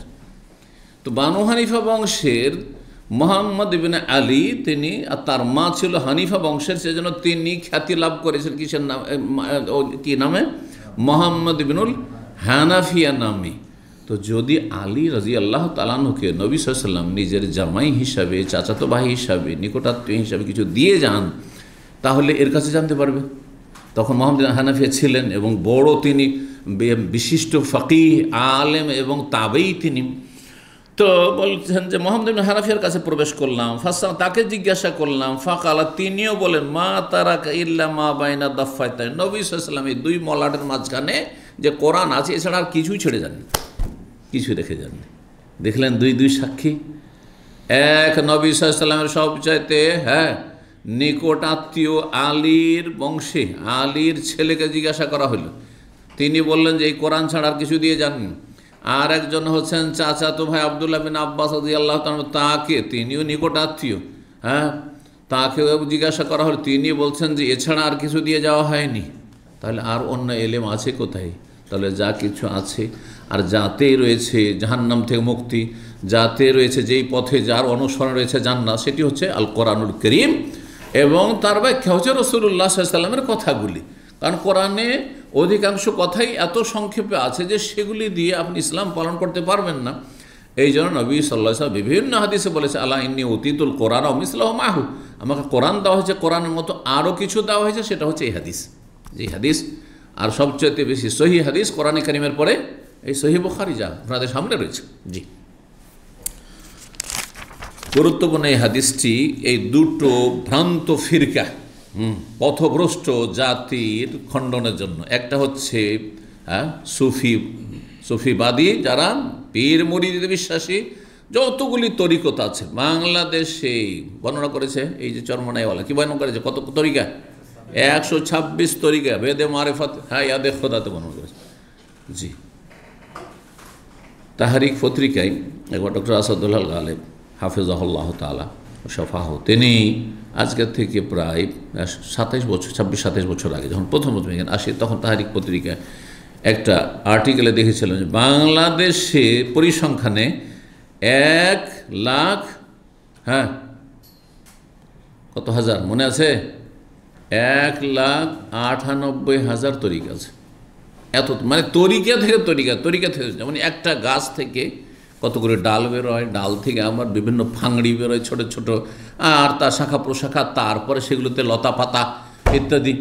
তো ওই রকম প্রথম 4টি নকশবন্দি, চিশতি, কাদেরি, সাহারওয়ার্দী, আর তারপরে এই চিস্তিয়া থেকে বলছে আমাদেরটা হচ্ছে চিস্তিয়া সাবেরিয়া চরমনাইওয়ালাটা, কথা বলছেন সরসিনা, ওইটা আবার আরেকটা থেকে বেরিয়ে এসছে, বুঝতে পারছেন। ওই জোনপুরি পথভ্রষ্ট এর আর এক তরিকা থেকে বেরিয়ে এসছে। সব এগুলি মন গড়া ধর্ম, সব মন গড়া ধর্ম। মা আনজালাল্লাহু বিহা মিন সুলতান, এইসব ধর্ম কোরআনেও নেই, হাদিসেও নেই। কোরআন হাদিস বাদ দিই, আর কোরআন হাদিস ছাড়া কোনো কিছুতে মুক্তিও নেই। আর সাহাবায়ে কেরাম বা নবী সাল্লাল্লাহু আলাইহি ওয়াসাল্লামকে কিছুই দেননি আল্লাহ রাব্বুল আলামিন কোরআন কারীম ছাড়া, আর রাসূলুল্লাহ হাদিস ছাড়া আর কিছু দিয়ে যান। 17 নম্বর অধ্যায় বলছে বাবু ফজলিল কোরআন আলা সাইরিল কালাম। এই অধ্যায় হচ্ছে কোরআনে কারিমের শ্রেষ্ঠত্ব, ফজিলত সমস্ত বাণীর ওপর।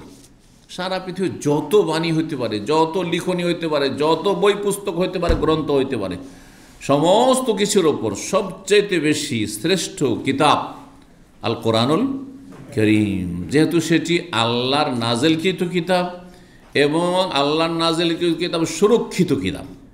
আল্লাহ তো নাজেল করেছে তাওরাত, ইনজিল, জবুরও নাজেল করেছেন, কিন্তু সেগুলি বিকৃত হয়ে গেছে। সেগুলিকে সেই জাতিরা, ইহুদি নাসারারা, তারা হেফাজতে রাখতে পারেনি।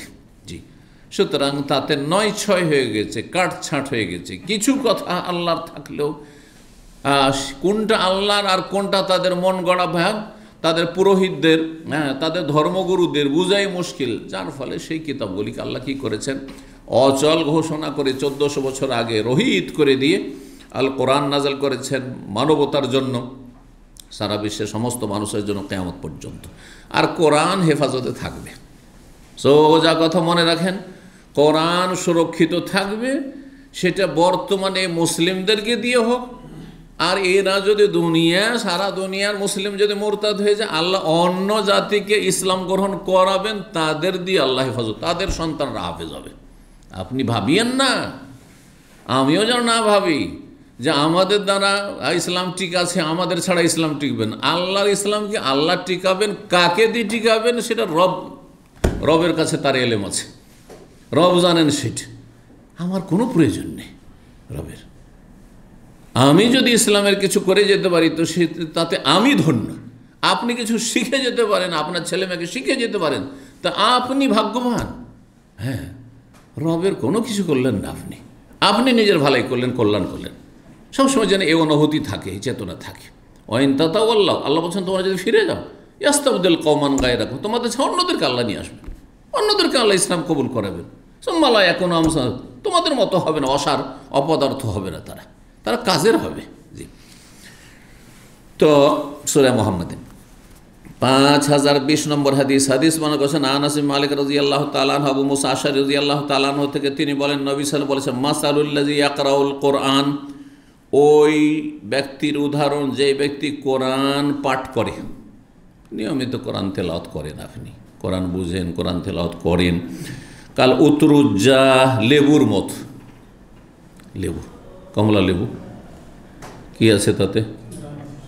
ঘ্রাণও আছে। যদি না খেয়ে নিয়ে আসেন তো কি ঘ্রাণ পাবেন আপনি, আর স্বাদও আছে, দুটোই আছে। তামহা তাইয়্যিব, তার স্বাদটাও মজা, ও রিহা তাইয়্যিব, আর ঘ্রাণটাও মজা, ঘ্রাণটাও সুন্দর।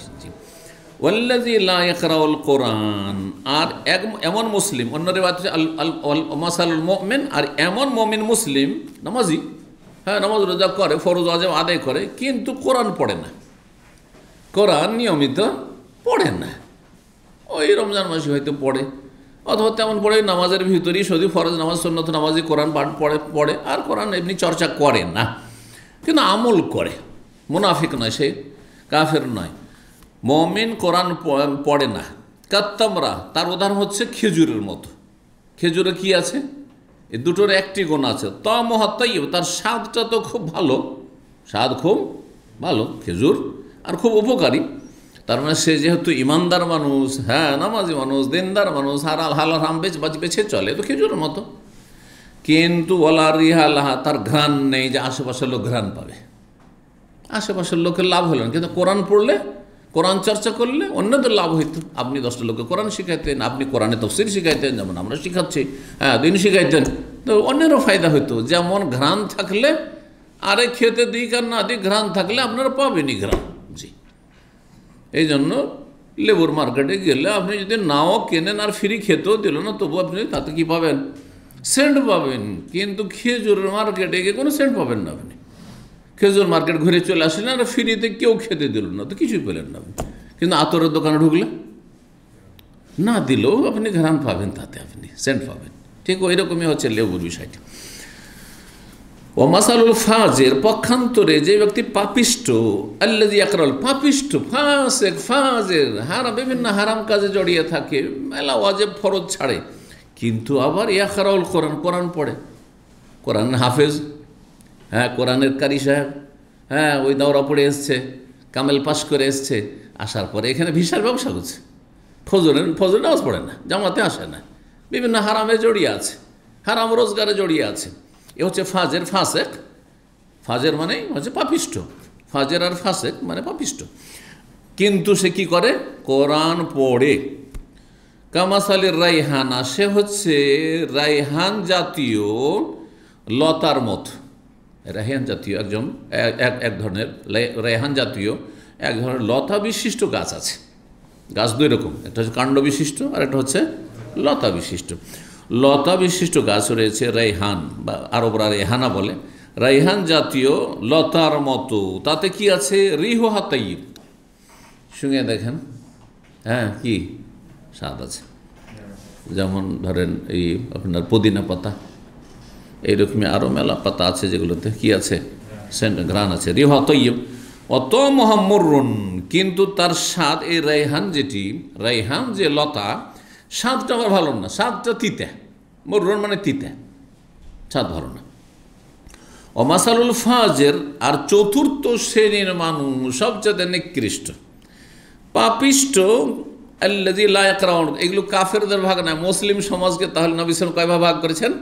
4 ভাগ করেছেন। মুসলিমদের নিম্ন শ্রেণীর মানুষ হচ্ছে, একেতে পাপিষ্ট, ফরজ ওয়াজিব আদায় করে না, 5 ওয়াক্ত নামাজ ঠিকভাবে আদায় করে না, আর বিভিন্ন হারাম কাজে জড়িয়ে আছে, হারাম খায়, হারাম ব্যবসা বাণিজ্য করে, হারাম রোজগার করে, হারাম দেখে, হারাম শুনে, আর তার সাথে আল্লাযী লা ইয়াকরাউল কোরআন, কোরআনও পড়ে না, পড়তেও জান না, কোরআনও তেলাওয়াত করেন না, কোনো গুণই নাই। কামাসালিল হানজালাস, তার উদাহরণ হচ্ছে কার মতো?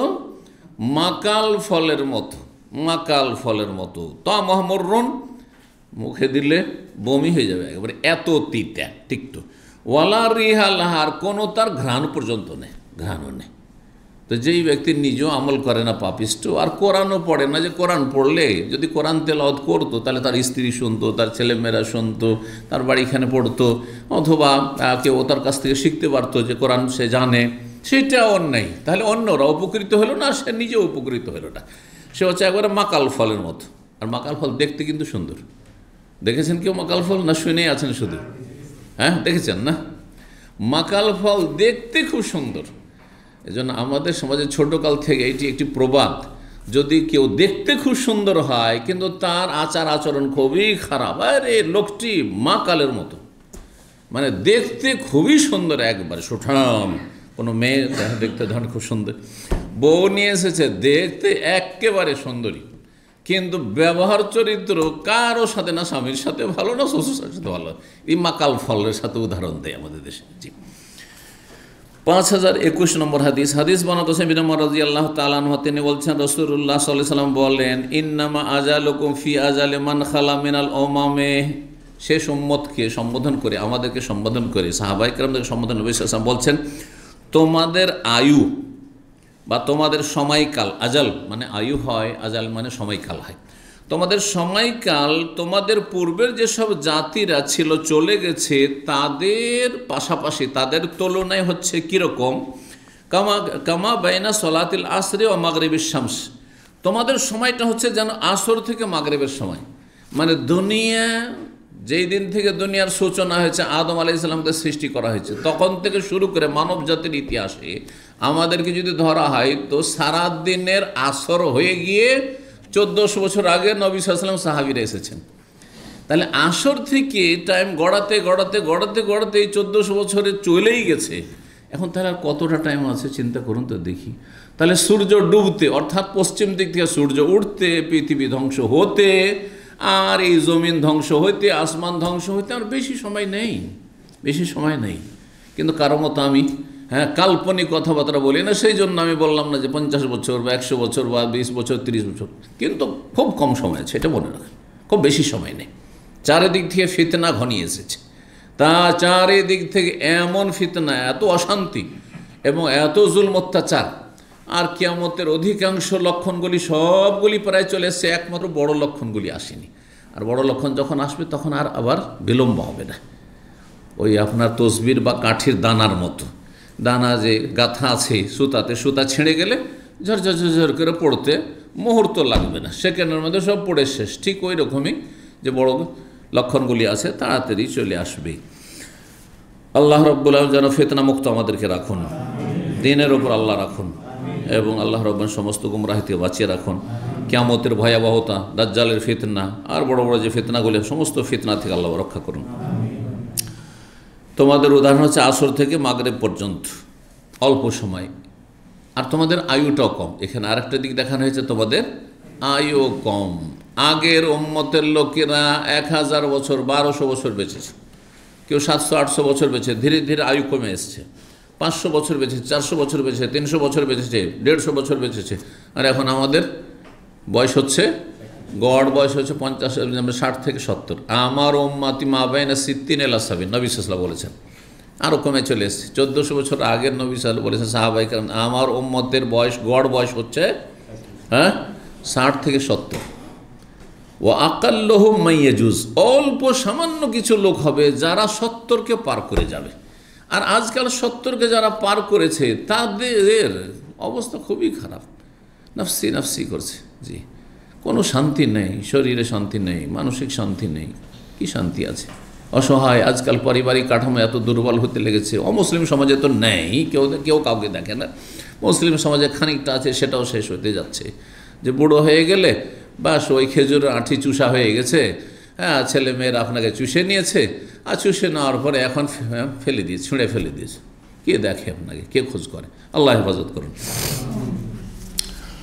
তো বলছেন তারপর মাসালুক মাসালুল ইয়াহুদি ওয়ান নাসারা, বলছেন তোমাদের উদাহরণ, মানে শেষ উম্মতকে বলছেন, আমাদের উদাহরণ, তোমাদের উদাহরণ এবং ইহুদি খ্রিস্টানদের উদাহরণ হচ্ছে কামাসালের রাজুলিন, একজন ব্যক্তির মতো।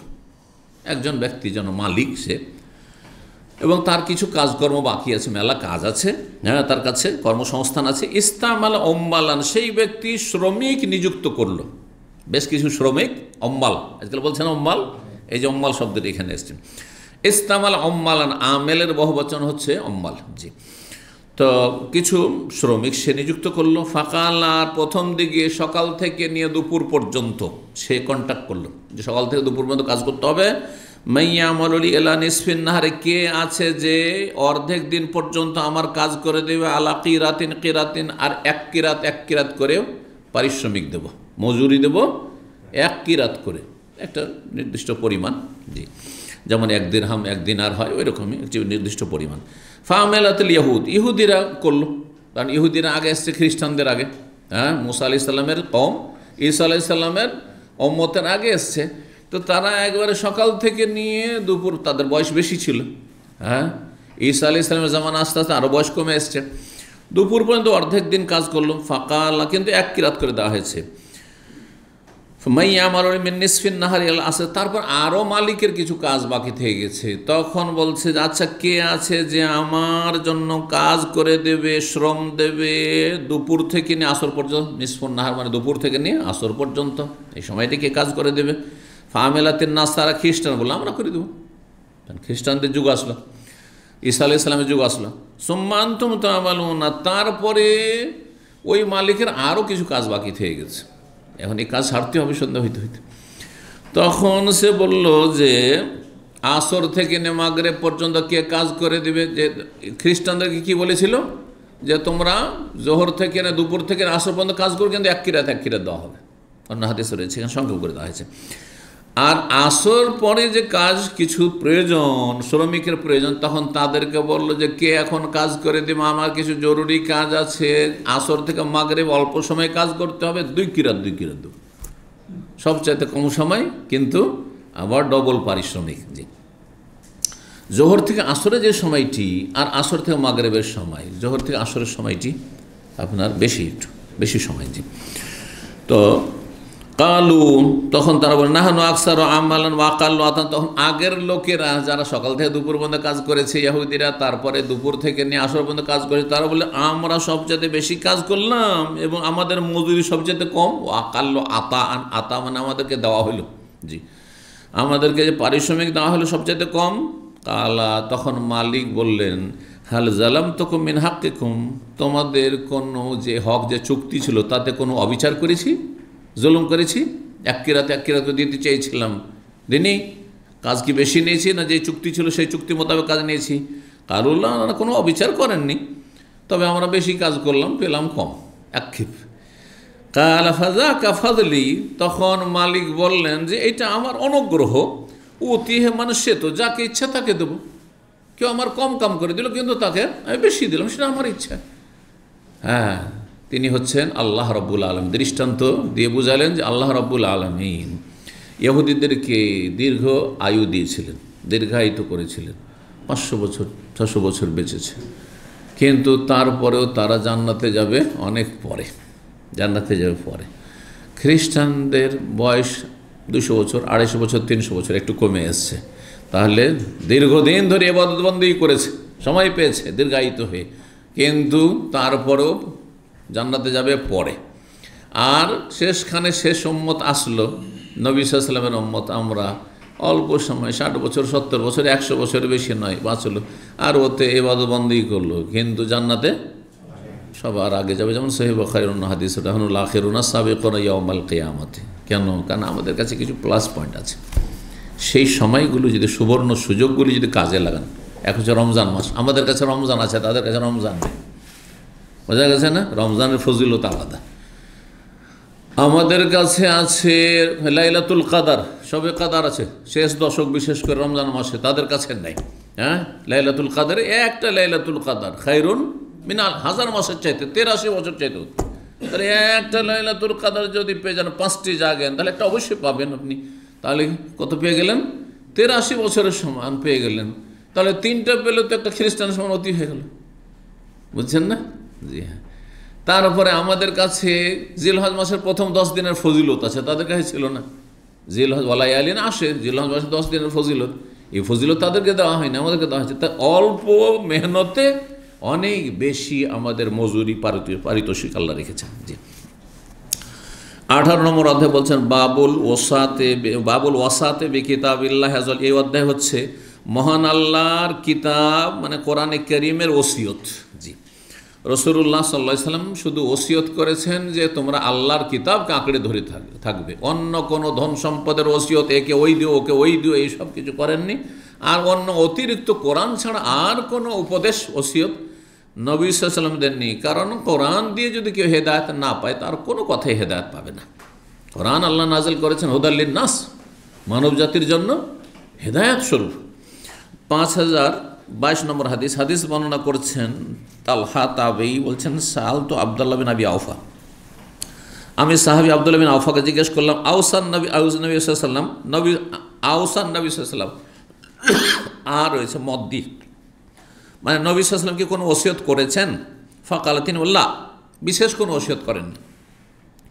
ফাকুলতু কাইফা, তাহলে কেমন বিষয়টি? নবী সাল্লাল্লাহু আলাইহি ওয়াসাল্লাম শেষ সময়ে কোনো ওসিয়ত করেননি। বলছে কুতিবা আলান নাসিল ওয়াসিয়া, বলছেন যে মানব সকলকে বা সাহাবায়ে কেরামদের জন্য যে ওসিয়ত লেখা হয়েছে, হ্যাঁ কাইফার পরে এখানে জড়িয়ে দিয়েছে, এটা ঠিক নয়, মানে মাঝখানে মনে হচ্ছে বিরতি। কাইফা কুতিবা আলান নাসিল ওয়াসিয়া, তাহলে মানুষকে মানে মুসলিমদের জন্য কি ধরনের ওসিয়ত লেখা হয়েছে? বলছেন ওমেরু বিহা ওয়ালাম ইউসি, তাদেরকে নির্দেশ দেওয়া হয়েছে কিন্তু আলাদা পৃথক করে কোনো ওসিয়ত করেননি। তিনি বললেন যে কি ওসিয়ত সেটি লিখে দেওয়া হয়েছে, সেটি হচ্ছে আওসা বি কিতাবিল্লাহ, আল্লাহর কিতাবের ওসিয়ত করেছেন। ওয়াতাসিমু বিহাবলিল্লাহ, আল্লাহর রশিকে মজবুত করে ধারণ করো, মানে কোরআন কারীমকে মজবুত করে ধারণ করো, ইসলামকে মজবুত করে ধারণ করো। তারপরে নবী সাল্লাল্লাহু আলাইহি সাল্লাম বলেছেন যে তোমার দুটি জিনিসকে যদি আঁকড়ে ধরে থাকো কখনো পথভ্রষ্ট হবে না। দুটি বস্তুকে, একটি হচ্ছে কোরআন কারীম, আর কোরআন কারীমের ব্যাখ্যা হচ্ছে সুন্নতি রাসূলের সুন্নাত। জি 19 নম্বর অধ্যায় বলছেন বাবু মাল্লাম ইয়াতাগান্না বিল কোরআন। এই অধ্যায় হচ্ছে কোনো ব্যক্তি যদি কোরআন সুমধুর কণ্ঠে তেলাওয়াত না করে তাহলে সে কোরআনের যথাযথ হক আদায় করলো না। মানে এই জরুরি নয় যে আপনাকে একবারে তার জন্য মানে যতটা ক্ষমতা নেই তার বেশি শুধু টানটন দিতে হবে, যতটা আপনাকে আল্লাহ সুন্দর করার তৌফিক দিয়েছেন আপনি সুন্দরভাবে তেলাওয়াত করবেন। আপনি জি সুমধুর কণ্ঠে আপনি তেলাওয়াতের চেষ্টা করবেন, কিন্তু সবার কণ্ঠ তার সুমধুর নয়। তা আপনার সুমধুর না হোক, আপনি সুন্দর করে তেলাওয়াত করছেন, তাজউইদ ঠিক রাখছেন, মাখরাজ ঠিক রাখছেন, মদ ঠিক রাখছেন, কায়দা কানুনগুলি মোটামুটি ঠিক রাখছেন, এইটা হচ্ছে সুমধুর, এটা হচ্ছে সুমধুর না। কোরআন যদি মানুষের কণ্ঠ ভালো নাও হয় কিন্তু শুদ্ধ যদি পড়ে মাখরাজ সহ তো শুনতে ভালো লাগবে, শুনতে ভালো লাগবে। কিন্তু যতই সুর ভালো হোক না কেন, যদি মাখরাজ ঠিক না থাকে, জিমকে যা পড়ে দিল, সিনকে সা পড়ে দিল, শিনকে সা পড়ে দিল শাকে, এসব পার্থক্য করলো না, তাহলে সুন্দর লাগবে না, ওটাই সুন্দর লাগবে না। প্রত্যেক ভাষার একটি অলঙ্কার আছে, প্রত্যেক ভাষার অলঙ্কার আছে, উচ্চারণ আছে, অ্যাকসেন্ট আছে। আপনি বাংলা, একজন যে বাঙালি নয় সেই ব্যক্তি যদি বাংলা শিখো, বাংলা বললে আমরা বুঝেন না রে এর ভাষা বাংলা না, ঠিক কিনা? জি। তো যেই ব্যক্তি কোরআন সুমধুর কণ্ঠে পাঠ করে না তার বিষয়ে কি রয়েছে হাদিস? মহান আল্লাহর বাণী সূরা আনকাবুতের আয়াত 51 রয়েছে, যারা সুন্দর করে কোরআন পাঠ করে তাদের প্রশংসা করা হয়েছে। আল্লাহ বলছেন আওয়ালাম ইয়াকফিহিম, মানব জাতির জন্য যথেষ্ট নয় যে আন্না আনজালনা আলাইকাল কিতাব, হে নবী তোমার প্রতি আমি আল কিতাব মহাগ্রন্থ নাজিল করেছি, আল কোরআন ইউতলা আলাইহিম, তাদের সামনে যা পাঠ করা হচ্ছে, তিলাওয়াত করা হচ্ছে। জি 5023 নম্বর হাদিস বর্ণনা করেছেন আবু হুরায়রা রাদিয়াল্লাহু তাআলা আনহু, তিনি বলছেন আন্নাহু কানা ইয়াকুলু, তিনি বলতেন, আবু হুরায়রা বলতেন, কালা রাসূলুল্লাহ সাল্লাল্লাহু আলাইহি ওয়াসাল্লাম বলেছেন, লাম ইয়াযানিল্লাহু লিনাবিয়্যিন মা আযানা লিনাবিয়্যিন আন ইয়াতাগান্না বিল কোরআন। এখানে আযেনা ইয়াজানো মানে কান পেতে শোনা। জি কান পেতে শোনা বুঝেন তো? হ্যাঁ, মনোযোগী হয়ে শোনা। কান পেতে শোনা মানে মনোযোগী হয়ে শোনা। ওজুনন মানে কি হয়? ওজুনন মানে কান হয়। ওজুন মানে কান থেকে, আজেনা মানে হ্যাঁ কান পেতে শোনা, কান পেতে শোনা। তো বলছেন লাম ইয়াযানিল্লাহু লিনাবিয়্যিন, কোন নবীর হ্যাঁ তেলাওয়াত কোন নবীর তেলাওয়াত আল্লাহ রাব্বুল আলামিন কান পেতে শোনেননি, মা আযেনা লিনাবিন, যতটা কান পেতে শুনেছেন নবী মুহাম্মদ সাল্লাল্লাহু আলাইহি সাল্লামের তেলাওয়াত। মানে আগের নবীরা তাওরাত পড়েছেন, ইনজিল পড়েছেন, মূসা, ঈসা, হ্যাঁ, তো তারপরে দাউদ আলাইহিস সালাম জবুর পড়েছেন, তারও কণ্ঠ খুব সুন্দর ছিল। তো আল্লাহ রাব্বুল যতটা নবী সাল্লাল্লাহু আলাইহি সাল্লামের তেলাওয়াত কান পেতে শুনেছেন, অন্য কোনো নবীর ওইভাবে শোনেননি। আইয়াতাগান্না বিল কোরআন, যে কোরআনে কারীম সুমধুর কণ্ঠে তেলাওয়াত করবে। রাসূলুল্লাহ সাল্লাল্লাহু আলাইহি ওয়াসাল্লাম তাহলে কোরআনে কারীম তেলাওয়াত করতেন সুমধুর কণ্ঠে। তাহলে নবী সাল্লাল্লাহু আলাইহি ওয়াসাল্লামের তেলাওয়াত কেমন ছিল আপনাকে এই সম্পর্কে জ্ঞান অর্জন করতে হবে। হ্যাঁ, আপনি খেয়াল খুশি টান দিলে হবে না, যেখানে টানার জায়গা নয় সেখানে টান দিলে তোর কাজ হবে না। কারণ আমাদের দেশে যারা পাঠ করতে যায় না, এমন এমন জায়গায় টান দেয় যেখানে টান দেওয়া চলবে না, আর এমন জায়গায় টান দিল না যেখানে টান দেওয়ার প্রয়োজন রয়েছে। যেখানে সুন্দর, যেখানে যেভাবে পড়তে হবে পড়ল না, যেটা যেইভাবে উচ্চারণ করতে হবে উচ্চারণ করল না, তাহলে তো সেটা হক আদায় হলো না কোরআনে কারীমের। তো এই তাগান্নি বিল কোরআনের কথা বলা হয়েছে, যে আইয়া তাগান্না বিল কোরআন। গিনা মানে গান, সঙ্গীত, গীত। গীত শুনতে ভালো লাগে না?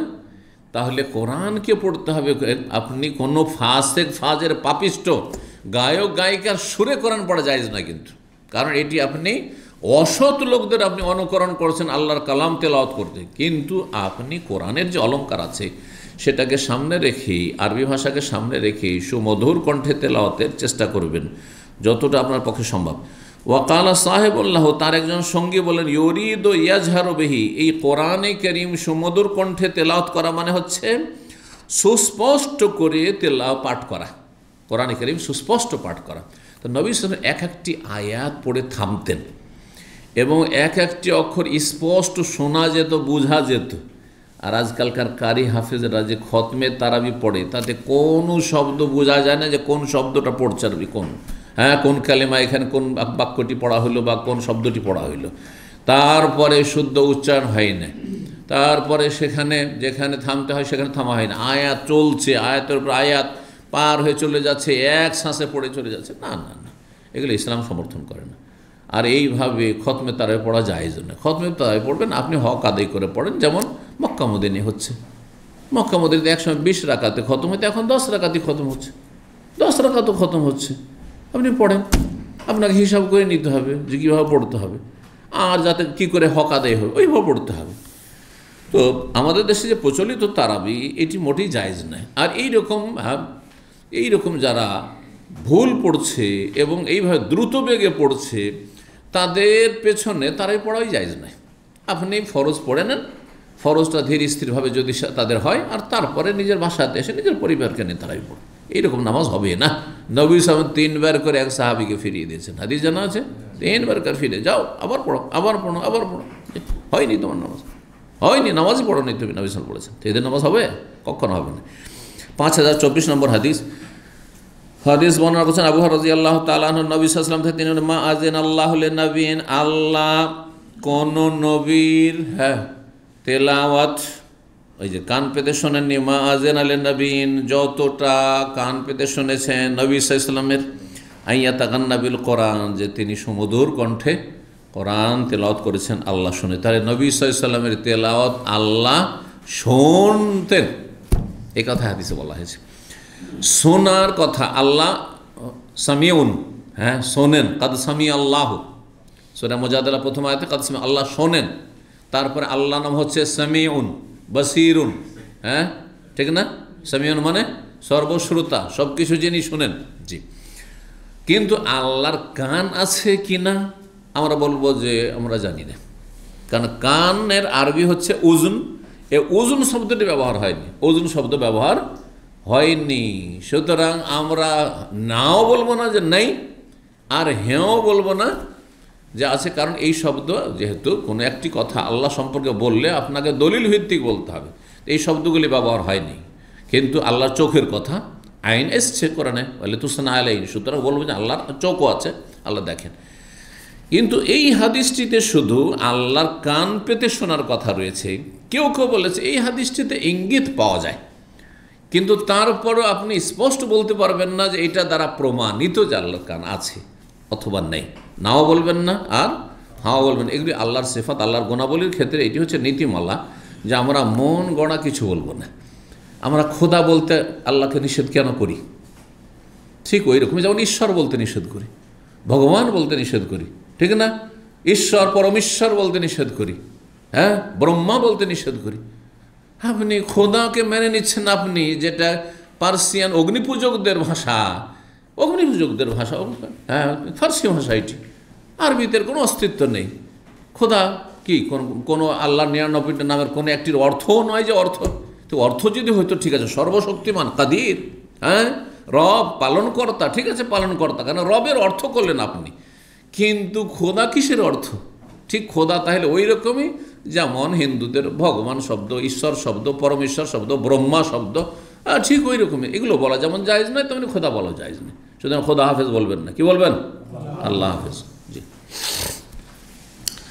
20 নম্বর অধ্যায় বলছেন বাবু ইক্তেবাতে সাহেবিল কোরআন। এই অধ্যায় হচ্ছে কোরআনওয়ালার মতো আকাঙ্ক্ষা করা। আল্লাহ যাকে কোরআনের জ্ঞান দিয়েছেন, হ্যাঁ, সে কোরআনের আলেম হোক, কোরআনের হাফেজ হোক, কোরআনের কারি হোক, এ হচ্ছে সাহেবুল কোরআন। যার কোরআনের জ্ঞান রয়েছে তার মতো হওয়ার আকাঙ্ক্ষা করা, যে আল্লাহ আমিও যদি কোরআন হাফেজ হইতাম, আমিও যদি কোরআনের আলেম হইতাম, আমিও যদি দিনের জ্ঞান অর্জন করতে পারতাম, এই আকাঙ্ক্ষা করা জায়েজ, এটা হিংসা নয়। কিন্তু যদি বলে ও কেন হয়েছে, হ্যাঁ ও মরে যাক আর আমার ছেলে যেন হয়, এটা হারাম, এটা হচ্ছে হিংসা, যেটা হারাম। জি, কিন্তু আল্লাহ ওকে দিয়েছো আমাকে দাও, আল্লাহ আমাকে ইমাম বুখারীর মতো করো, অসুবিধা আছে? আল্লাহ আমাকে ইমাম শাফির মতো, ইমাম আবু হানিফার মতো করো, কোনো অসুবিধা নেই, জ্ঞানী করো, আমার ছেলেকে এইরকম বড় আলেম করো, কোনো অসুবিধা নেই। কিন্তু কারো নিয়ামত ছিনিয়ে নেওয়ার কথা বললে তখন কাবিরা গুনাহ, হিংসা কাবিরা গুনাহ। 5025 নম্বর হাদিস বর্ণনা করেছেন আব্দুল্লাহ বিন ওমর রাদিয়াল্লাহু তাআলা আনহুমা, বলছেন আমি রাসূলুল্লাহ বলতে শুনেছি, লা হাসাদা ইল্লা আলা ইসনাতাইন, দুটি বিষয় ছাড়া অন্য কোনো ক্ষেত্রে ঈর্ষা নেই। এখানে হাসাদ মানে হিংসা নয়, হাসাদের মূলত শাব্দিক অর্থ হিংসা হয়, আর আরেকটি অর্থ হয় ঈর্ষা করা, মানে যেটা নাজায়েজ নয়, যে আল্লাহ ওকে দিয়েছো আমিও আমাকেও দাও, ওর ছেলে হয়েছে আমার ছেলেকে আল্লাহ তুমি আলেম করো, হাফেজ করো, কারি করো, এটাকে গিবত আরবি ভাষায় বলা হয়। আর আকাঙ্ক্ষা করা, কিন্তু তার নিয়ামত যেন ছিনিয়ে না হয়, ধ্বংস না হয়ে যায়, এইরকম কোনো মনে যেন চিন্তা না আসে। এক লোক হচ্ছে রাজুলুন আতাহুল্লাহুল কিতাব, একজনকে আল্লাহ কিতাবের কোরআনের জ্ঞান দিয়েছেন, ওয়াকামা বিহি আনা আল-লাইল, আর সে সারা রাত তাহাজ্জুদ পড়ছে, বা রাতের দীর্ঘ গভীর রাতে, আনা আল-লাইল মানে সারা রাত না হলে গভীর রাতে সে তাহাজ্জুদ পড়ে, কিয়াম করে, কোরআন তেলাওয়াত করে। ও রাজুলুন আতাহুল্লাহ মালান, আর একজন ব্যক্তি, যেই ব্যক্তিকে আল্লাহ অনেক ধন সম্পদ দিয়েছেন, সুতরাং ফায়াতাসাদ্দাকু আনা আল-লাইল, সে রাতের অন্ধকারে কি করে? সাদকা করে, ওয়ানা আন্নাহার, দিনেও সাদকা করে, যে কোনো সময় দান সাদকা করে, দানশীল মানুষ। ওইরকম আল্লাহ যদি আমাকেও দিতেন ধন দৌলত, আমিও দান করতাম, আমিও মসজিদ করতাম, আমিও মাদ্রাসা করতাম, আমিও এতিমখানা করতাম, আমিও এই কাজ ভালো কাজগুলি করতাম, এই কথা বলা যায়। কিন্তু যদি কেউ বলে আল্লাহ ওই ধনী লোকটা আমাদের গ্রামে, আল্লাহ ওকে কেন পয়সা দিয়েছো, আল্লাহ ওর পয়সাগুলো ধ্বংস করো, আমাকে দাও বা আমার ছেলেকে দাও, এটা হচ্ছে হারাম। 5026 নম্বর হাদিস ওই আগের হাদিসটি, কিন্তু অন্য একটু শব্দের পার্থক্যের সাথে রয়েছে। আবু হুরায়রা রাদিয়াল্লাহু তাআলা আনহু বর্ণনা করেছেন, আগেরটাতে আব্দুল্লাহ বিন ওমর ছিল, তাই না? বলছেন রাসূলুল্লাহ বলেছেন, লা হাসাদা ইল্লা ফি ইসনাতে, দুটি বিষয় ছাড়া অন্য কোনো ক্ষেত্রে ঈর্ষা করা, কারো মতো আকাঙ্ক্ষা করা জায়েজ নয় বা প্রশংসনীয় নয়। অন্য ক্ষেত্রে কি জায়েজ নয়? এই জন্য জায়েজ নয় না বলে বলতে হবে প্রশংসনীয় নয়। এই দুটো ক্ষেত্রে প্রশংসনীয়। লা হাসাদা ইল্লা ফি ইসনাতাইন, লা হাসাদা মাহমুদ। অন্য ক্ষেত্রে যদি আল্লাহ ওকে এত সুন্দর করেছো, ফর্সা করেছো, যদি আল্লাহ আমাকে একটা ফর্সা ছেলে দাও, জায়েজ আছে কি না? জায়েজ, কিন্তু এটা প্রশংসনীয় না, এতে লাভ নেই, এতে এমন কোনো লাভ নেই। কিন্তু আল্লাহ তার মতো ধন দৌলত আমাকে দিলে আমিও দান সাদকা করতাম, যেমন সে করছে তার চাইতে বেশি করতাম আল্লাহ। হ্যাঁ, আল্লাহ যদি আমাকে এলেম দাও, আমার ছেলেকে এলেম দাও, তাহলে আমিও আমার ছেলেকে দিয়ে এই কাজগুলি করাবো, বা আমার ছেলে এই কাজ করবে। তো এটা হচ্ছে প্রশংসনীয়, কারণ আপনার নিয়তটা ভালো। বলছেন রাজুলুন আল্লাহ, এক লোক হচ্ছে যাকে আল্লাহ কোরআনের এলেম দিয়েছেন, আল্লামাহুল কোরআন। তাহলে বোঝা গেল শুধু কোরআনের কারি হাফেজ নয়, কোরআনের এলেম দিয়েছেন, আলেম বানিয়ে ফাহুয়াতুলুহু আনা আল্লাইল ওয়া নাহার, সে রাত দিন যে কোনো সময় সে তেলাওয়াত করে বা কোরআন শিক্ষা দেয়, শিখে। ফাসামিয়াহু জারুন লাহু, আর একজন সে শুনতে পেল, তারপরে সে বলছে লাইতানি উতিত মিসলামা উতিয়া ফুলান, আল্লাহ যদি ওকে যেমন দেওয়া হয়েছে আমাকে যদি ওই রকম দেওয়া হয়তো, কোরআনের জ্ঞান দেওয়া হয়তো, তো আমিও কি করতাম, ফামেল তো মিসলামা আমল, তার মতো আমিও আমল করতাম। ওরাজন আতাহুল্লাহ মালান, আরেকজন লোককে আল্লাহ অনেক ধন সম্পদ দিয়েছেন, সুতরাং ফাহ ইউহলে কফিল হক, সেই ব্যক্তি হকের কাজে ভালো কাজে সে তা ব্যয় করে, খরচ করে। ফাকাল রাজুলুন, তখন একজন লোকের কথা শুনলো, শোনার পর লাইতানি উতিত মিসলাম উতিয়া ফুলান, আমাকেও যদি ওইরকম ধন সম্পদ দেওয়া হইতো তাহলে আমি ফামেল তো মিসলা মাই আমল, তার মতো করে আমিও আমল করতাম। এখানে আজকের আলোচনা শেষ করছি। জাযাকুমুল্লাহু খাইরান ওয়া সাল্লাল্লাহু সাল্লাম নবিয়ানা মুহাম্মদ ওয়া আলা আলিহি ওয়া সাহবিহি আজমাইন।